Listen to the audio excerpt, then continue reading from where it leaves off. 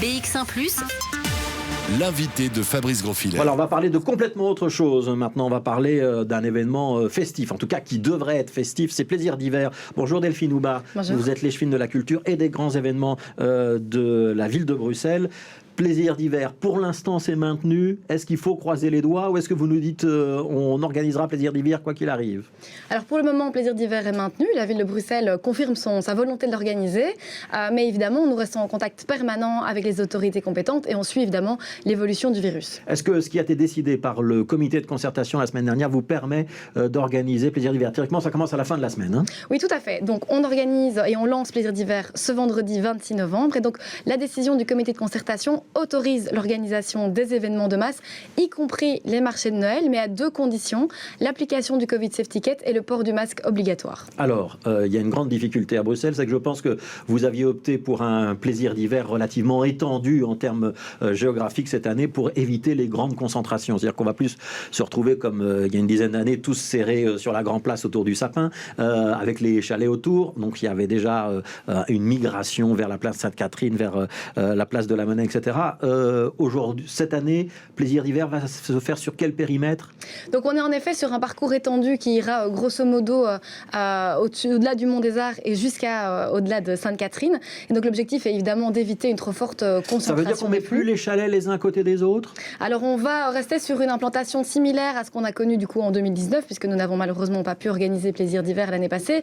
On est dans un événement étendu sur un parcours d'environ 2 km qui est dans l'espace public. Et donc c'est là évidemment la particularité de Plaisir d'hiver et de la mise en place. On va prendre des mesures fortes, puisque l'objectif est de donner des perspectives au secteur, de donner des perspectives aussi réjouissantes pour ces fêtes de fin d'année, mais tout en étant conscient de la présence de ce virus. Et donc, dans le respect des règles du comité de concertation, nous allons donc imposer le Covid Safety Kit pour toutes les personnes à partir de 16 ans qui consomment, c'est-à-dire qui vont acheter quelque chose à boire, quelque chose à manger, un petit cadeau dans les chalets, mais aussi pour accéder aux attractions, la Grand Roue, la patinoire par exemple, et donc tout cela à partir de 16 ans. Au niveau du port du masque aussi également, des mesures à partir de 10 ans. Donc le port du masque est obligatoire sur tout le site de Plaisir d'hiver, y compris les rues qui relient les différents sites. Alors comment on va faire pour appliquer le Covid Safety Kit sur un territoire qui est relativement étendu, avec...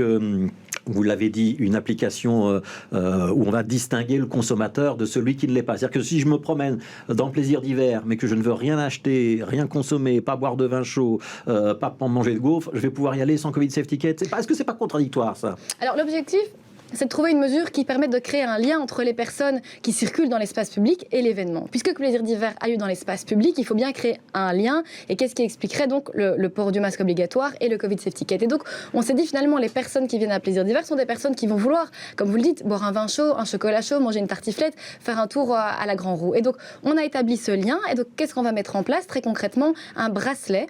Donc, on va mettre une petite dizaine de points sur le parcours où les personnes pourront aller présenter leur Covid Safety Kit. Donc là, on se fait scanner son Covid Safety Kit et on a un bracelet en échange. Tout à fait. Donc en échange de la preuve qu'on est donc vacciné ou bien immunisé ou qu'on s'est fait tester récemment, on reçoit un bracelet. Le bracelet sera différent tous les jours. Ça permettra de vérifier que les personnes qui circulent respectent bien les mesures en vigueur. Et c'est uniquement sur présentation de ce bracelet que les personnes pourront accéder aux attractions ou acheter au niveau des chalets. Ouais, vous avez l'assurance que tous les commerçants vont jouer le jeu, qu'ils n'auront pas envie de vendre à quelqu'un qui n'a pas le bracelet? En tout cas, on sera très clair et on l'a déjà été auprès des commerçants. Évidemment que les commerçants vont devoir jouer le jeu parce que nous sommes tous responsables par rapport à cette situation. Je pense que les commerçants... Je vous donne un cas d'école, mais qui risque de se produire. Il y a un membre d'une famille qui a un bracelet, il se présente pour acheter du vin chaud, il en prend 5 ou 6 pour les donner à ses amis ou aux membres de sa famille. Ce sera possible ou pas possible? On va demander aux commerçants d'être très attentifs parce qu'évidemment, il faut qu'on soit responsable par rapport à la situation. Alors voilà, les mesures datent de la fin de la semaine passée. On est en train de voir comment est-ce qu'on peut mettre tout ça en place concrètement. L'inauguration de Plaisir d'hiver a lieu ce vendredi, donc on est en train de finaliser tout ça, mais oui, l'objectif est de responsabiliser aussi les commerçants dans ce contexte. Il y aura de la présence policière pour s'assurer que tout se passe normalement, et s'il y a malgré tout trop de foule et qu'on observe que le port du masque n'est pas tout à fait respecté, comment on fait?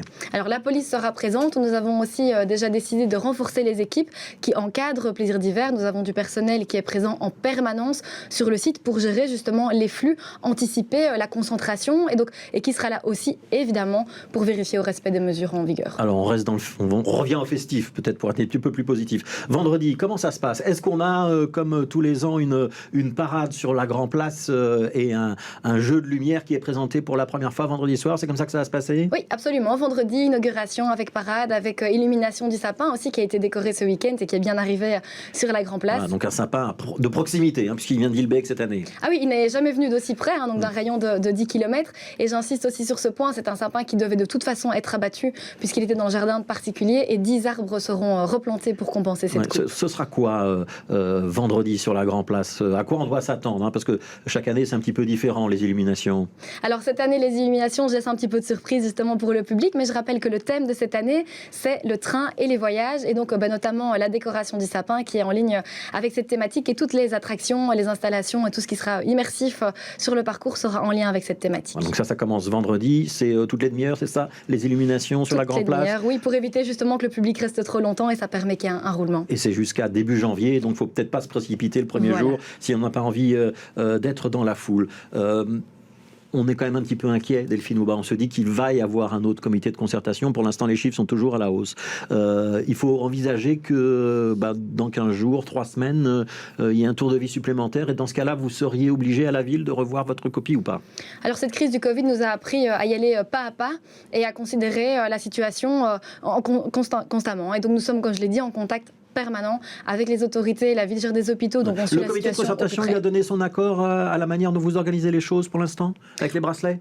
Donc le comité de concertation n'est pas habilité à valider ce type de mise en place, mais nous l'avons concerté avec la région, et donc on est bien en ligne de ce que le comité de concertation a autorisé, et on a bien concerté la région sur la mise en place de ces mesures, oui.